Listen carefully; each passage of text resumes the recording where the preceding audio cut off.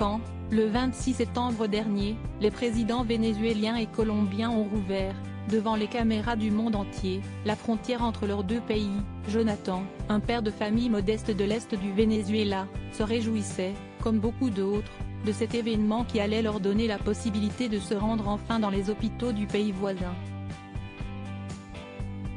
En Colombie, le système de santé est en effet beaucoup plus développé et, surtout, tout le monde y est soigné, même les personnes qui n'ont pas la nationalité colombienne. Or, la fille de Jonathan est née avec des difficultés cardiaques et respiratoires. Elle a besoin de soins que les hôpitaux de son pays ne peuvent pas lui prodiguer. Ses parents allaient donc pouvoir l'emmener chaque fois qu'elle en aurait besoin dans une structure de soins adaptée. Mais, entre l'image de réconciliation des politiques locaux et la dure réalité, il y a souvent un écart dont Jonathan et surtout Michelle, sa fille de 5 ans, allaient bientôt payer le prix fort, tragique. La mère implore le fonctionnaire de les laisser passer et de faire une exception.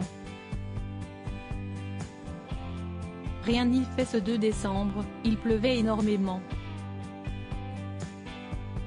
Ma fille était malade depuis 5 jours et aucun des traitements que les médecins vénézuéliens nous avaient prescrits n'avait le moindre effet, se souvient Jonathan.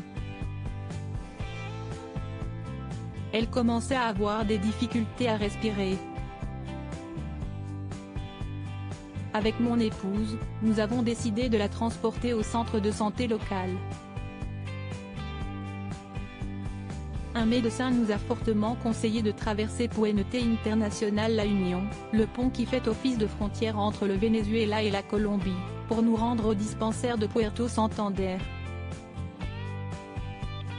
L'état de Michelle a alors commencé à empirer au point que ce médecin décide de la placer sous respirateur artificiel. Nous avons dû payer le sens pour l'ambulance, raconte Jonathan. Ma femme est partie en pleine nuit avec Michelle sous respirateur et une doctoresse. À 3h30 du matin, l'ambulance arrive au poste frontière de Boca de Grita, juste devant Puente La Union. Là, un douanier vénézuélien leur explique qu'aucun véhicule n'est autorisé à passer. La mère implore le fonctionnaire de faire une exception. Rien n'y fait. Il lui conseille de transporter sa fille à pied de l'autre côté du pont. Une enquête a été diligentée, pour que l'histoire ne se reproduise pas. La médecin qui voyageait dans l'ambulance a pris la décision de débrancher Michelle du système d'oxygène, raconte Jonathan, et un ouvrier a prêté un chariot en bois pour transporter ma fille. Comme il pleuvait beaucoup, ils l'ont recouverte d'une bâche en plastique pour qu'elle reste au sec. Et mon épouse a poussé la charrette à travers le pont. Quand la maman est finalement arrivée au dispensaire de Santander, le personnel médical a constaté que Michelle avait perdu la vie. Une enquête a, depuis, été diligentée, pour que l'histoire ne se reproduise pas. Mais, malheureusement, selon le directeur d'Amnesty International Venezuela, Marcos Gomez, la mort de Michelle implique des enjeux bien trop élevés pour que les choses ne changent vraiment.